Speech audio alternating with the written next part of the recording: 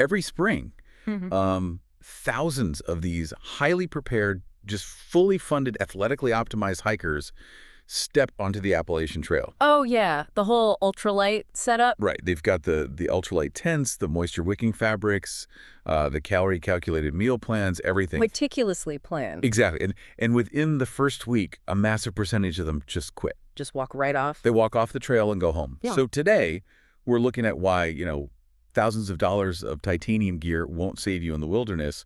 But, and this is the crazy part, a hopelessly out-of-shape, endlessly complaining companion just might. It really is a fundamental collision between modern human expectation and just the stark reality of nature. Yeah. Because we spent, centuries building a world entirely adapted to our convenience. I mean, climate control, instant food, predictable schedule. Everything on demand. Right. So taking a person from that curated environment and just plunging them into 2,100 miles of continuous, rugged, completely indifferent wilderness, it's a massive psychological shock. It really is. The failure rate out there, it isn't usually about physical endurance, right?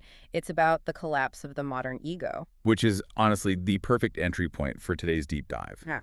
We are exploring Bill Bryson's classic travel memoir, A Walk in the Woods, Rediscovering America on the Appalachian Trail. Such a great book. It is. And our mission here is to distill the core mechanics of his journey, right? The resilience, the psychology of survival, the environmental awakenings. We're breaking down these lessons so you, the listener, can actually apply them to your own life. Absolutely. It's part of the whole Better Every Page concept we run on YouTube, where we basically turn great books into actionable growth. And the central premise here is just fascinating because, you don't need to be a hiker or even have any desire to sleep in a tent to benefit from this analysis. Definitely not. I hate sleeping in tents. Right. I mean, Bryson's journey forces us to ask this really big question. In a fast-paced, screen-dominated world, what actually happens to the human spirit when you strip away every single comfort and replace it with total unpredictability? Well, let's get right into the first phase of this, which interestingly happens long before anyone sets foot on the actual dirt. Oh, the preparation. Yes. The delusion of preparation. Bryson spends, a significant amount of time at the beginning of his journey in these specialized outdoor stores. Yeah, dealing with those intensely serious salespeople. Exactly. Just agonizing over the weight of shoelaces and the exact polymer blend of a waterproof jacket.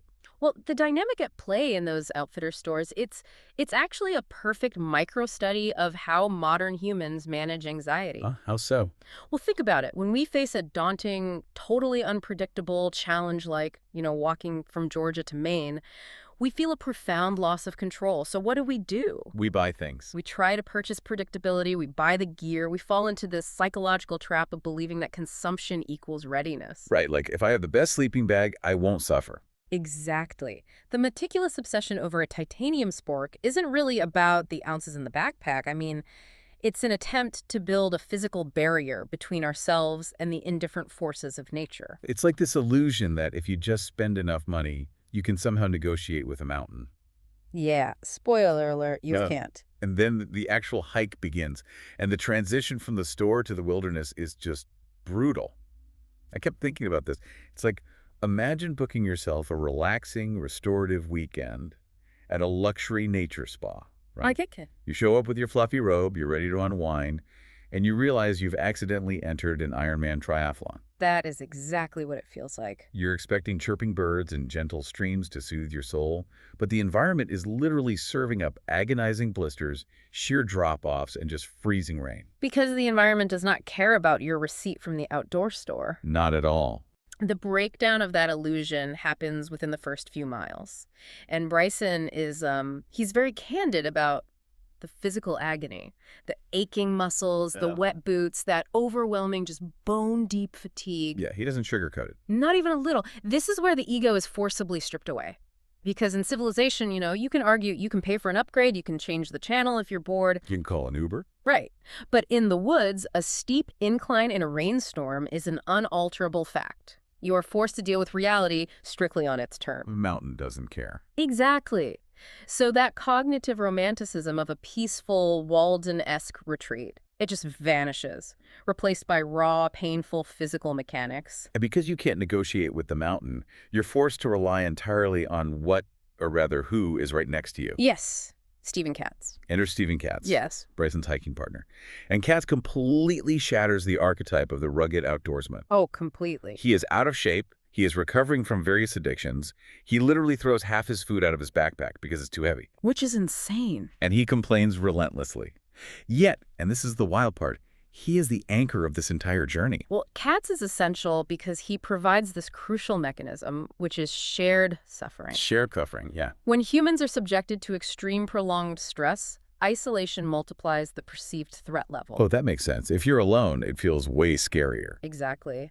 Having a companion, even one who is wildly incompetent at the task at hand, like Katz, it allows for the co-regulation of the nervous system. Oh, regulation. Yeah, so when you are exhausted and miserable, looking over and seeing someone else who is equally exhausted and miserable, it creates a powerful sociological bond. You are no longer suffering alone against the void, you know? You are suffering together. And they don't just sit there and suffer in silence either. They actively use humor as this, as a survival tool. Absolutely. Bryson's hyperbole, his deep irony throughout the book, it's not just a stylistic choice for the reader. When they are standing in a freezing downpour in the middle of a forest, laughing at how profoundly stupid they were to volunteer for this, it's actually a tactical defense mechanism. It really is. And if we look at the psychology of why that humor works, humor acts as a cognitive reframe. Okay, explain that. So when faced with physical pain or a dangerous encounter with severe weather, your brain's amygdala is sounding an alarm, right? It's flooding the body with cortisol. The stress hormone. Right. But by finding the absurdity in the situation and laughing, you are sending a counter signal to your own brain. Oh, wow. You are essentially telling your nervous system, hey, if we can laugh at this, we are not in immediate fatal danger. That's fascinating. Yeah, it chemically reduces the perceived threat of the environment.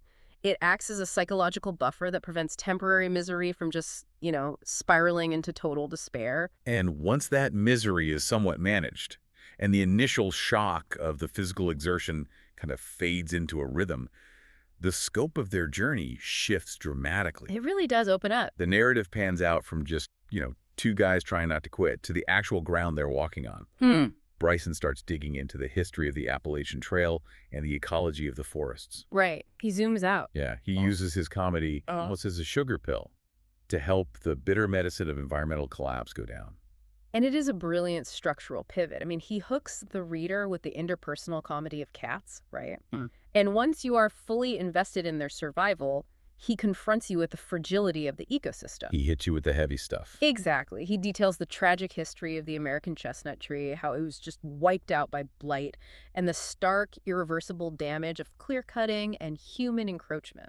He also spends a lot of time honoring the visionaries who originally conceived and built the trail, which I loved. Yeah, Benton McKay and the others. Yeah. These were regular citizens, volunteers, who had the sheer audacity to carve a continuous footpath across 14 states. It's this beautiful celebration of human achievement, standing right next to a profound warning about human destruction. And that contrast is very deliberate. You have to remember, the late 1990s, when this text was published, was a period of rapid urbanization. Lots of sprawl. Right. Bryson was illustrating that these wild spaces are not permanent fixtures that will just take care of themselves. They are highly vulnerable. Yeah. And by the time he starts explaining the loss of biodiversity, the reader feels the weight of it, because we've just spent weeks, narratively speaking, sweating and freezing in those exact forests alongside him. We have skin in the game now. Exactly. The abstract concept of environmentalism becomes a tangible, physical place that we actually care about. Which makes you realize nature isn't just a static backdrop. It isn't a green screen for our personal growth. Which brings up this fascinating philosophical tension in the book. The duality. Yes. The wilderness is framed as this place of immense, quiet beauty, a necessary reprieve from modern noise. But at the exact same time, it is entirely hostile. We're looking at the fundamental duality of nature here. It has this enchanting allure that draws humans in, right? We crave the simplicity and the aesthetic majesty of the mountains. We want the nice Instagram photo. Right. But nature is not your friend. It is formidable and completely indifferent to human struggles. It's a space where the rules of civilization, ethics, fairness, they just don't apply. If you slip and fall, the mountain doesn't feel bad for you? No, it doesn't. And this duality forces a recognition of our own smallness. It demands a level of respect and humility that modern life just rarely requires of us. I want to talk about how this compares to other famous wilderness narratives because I think it highlights exactly what Bryson is doing differently here. Oh, this is a great comparison. When most people think of a long-distance hiking memoir, they think of Cheryl Strayed's Wild, where she hikes the Pacific Crest Trail. A phenomenal book. It is. Both involve massive, grueling walks, but they feel like entirely different exercises in human psychology. They operate on completely different focal lengths. Think of Cheryl Strayed's Wild as a mirror and Bryson's A Walk in the Woods as a window. Oh, I like that. A mirror versus a window. Yeah. So in Wild, the wilderness serves as a crucible for intense personal introspection. The physical environment is almost secondary to the internal landscape of grief, addiction recovery, and profound personal healing. The focus is directed sharply inward. The trail acts almost as a therapist. Right.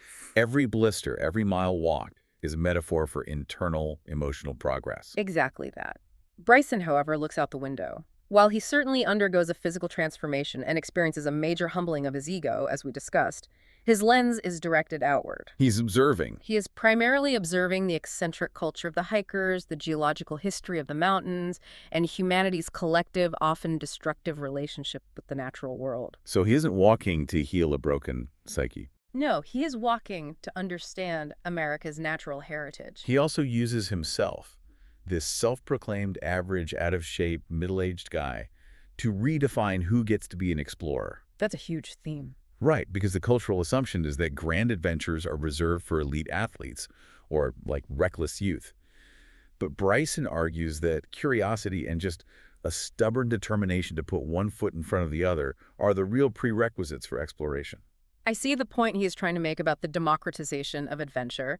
He really wants the reader to realize that the wilderness is accessible to anyone willing to embrace discomfort, challenging that societal norm that profound, boundary-pushing experiences belong only to a certain demographic. I have to challenge that democratization idea, though. I mean, is it actually democratized? Yeah. Bryson takes months away from a very successful writing career.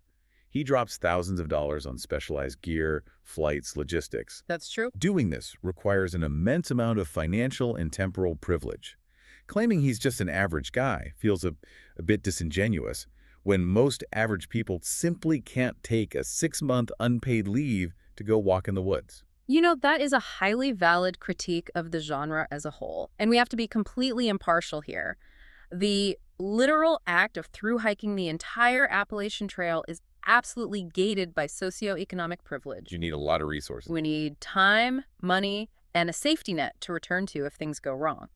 However, the mindset Bryson is advocating for, the willingness to step out of a curated environment and subject yourself to the unpredictability of nature, that is what he is trying to democratize. Okay, I see the distinction. You don't need 6 months to cultivate the curiosity and resilience he describes. You know, the psychological shift can happen on a much smaller scale. Which perfectly bridges us into the real-world application, because most people listening to this are not going to quit their jobs tomorrow and hike from Georgia to Maine. Probably not. So how do we take the underlying mechanics of Bryson's journey and actually use them? Well, we can extract 3 highly practical frameworks from this journey. The first is overcoming what we can call the illusion of gear. The outfitter's store problem. Exactly. As we discussed earlier, we often delay starting difficult things by obsessing over preparation. Like buying the perfect, I don't know, $40 notebook before you write a single sentence of your novel. Yes. Or spending 3 months researching the absolute best software before launching a business. We just spin our wheels. Precisely. We use preparation to soothe our anxiety about starting, but Bryson's experience proves that true success relies on adaptability, not the initial setup. Because things will go wrong. Always. You cannot plan for a freak snowstorm in May, just like you cannot plan for every market fluctuation or unexpected crisis in a project at work. So what's the strategy? The strategy here is to recognize when preparation has become procrastination. Get the basic gear you need, step onto the trail, and trust your capacity to adapt when the environment inevitably changes. Adaptability is the real survival skill. I love that. The second strategy directly addresses how to handle that adversity once you're actually on the trail. And we'll call it the CATS strategy. The CATS strategy. Perfect. Let's say you're facing extreme burnout at a corporate job, or you are in the middle of a notoriously brutal academic degree. You are on a grueling uphill climb with no immediate end in sight. Isolation in that scenario is dangerous. It accelerates burnout incredibly fast. The cat strategy means actively enlisting a companion who is in the trenches with you. And notice that Katz is not a mentor, right? He is not a guide. No, he is a disaster. He is a fellow sufferer. Right. You don't need someone to give you toxic positivity and tell you, you can do it. Just keep smiling. Exactly. No, you need someone who will look at the impossible assignment from the professor or the ridiculous deadline from the boss and just laugh at the sheer absurdity of it with you. It's that cognitive reframe again. Sharing the ridiculousness of a bad situation lowers the stakes. It breaks the tension so you can actually take the next step. That is so true. And then the third framework shifts our focus back outward to our relationship with the physical world. The book invites a necessary reflection on how much of our lives are spent in totally controlled, curated environments. From the air-conditioned car to the air-conditioned office. Exactly. The actionable step here is to intentionally break the routine of convenience through micro-adventures. Okay, what does a micro-adventure look like in practice for someone listening right now? It means seeking out unpredictable environments on a local scale. It could be dedicating an afternoon to exploring a local state park, or simply taking a long walk through a nearby nature reserve. But the critical rule here is doing it without your phone. Oh, that's the hard part. Without your phone, without a podcast, without the digital tethers that keep you connected to the predictable world. Just feeling the uneven ground under your feet, dealing with whatever the weather is doing that day? Yes. The goal is to reset your brain's dopamine baseline and foster raw curiosity. It reconnects us to the physical reality of the world. It shakes you awake. And furthermore, it opens the door to the environmental stewardship Bryson advocates for. Because once you start paying attention to your local ecosystems, you find small ways to contribute to their conservation.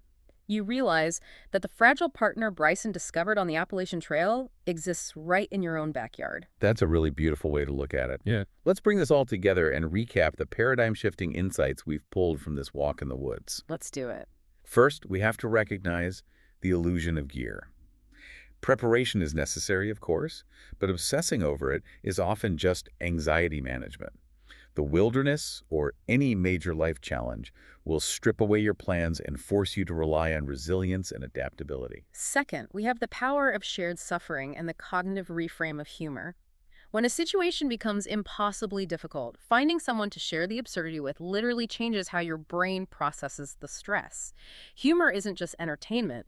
It's a critical tool for endurance. And third, the shift from looking in the mirror to looking out the window. It's the realization that the environment is not just a passive backdrop for our personal main character syndrome. Right. It is a fragile, ancient, and indifferent system that demands both our respect and our active stewardship. Ultimately, the book triggers a profound shift in identity. I mean, we spend so much energy constructing our modern identities, using job titles, the brands we buy, the conveniences we can afford. But nature doesn't care about your follower count. Or your promotion. It strips all of that away immediately. The elements reduce you to your absolute core, your physical endurance, your character when you're absolutely miserable, and your capacity to look up at a mountain and still feel awe. It leaves you with the raw truth of who you actually are when nobody is watching and absolutely nothing is comfortable. Which leaves us with a provocative challenge for you, the listener, to mull over today. If you were to walk into the woods tomorrow with nothing but a backpack, leaving all your titles, your screens, and your carefully curated comforts behind, who is the person that would actually walk out? A phenomenal question to carry forward. And more importantly, how can you start building the resilience to become that person today? Thank you so much for joining us on this deep dive. Keep embracing the unpredictable, keep stepping out of your curated comforts, and don't forget to check out Better Every Page on YouTube for more insights like this. We hope this conversation helps you grow better every page. Catch you next time.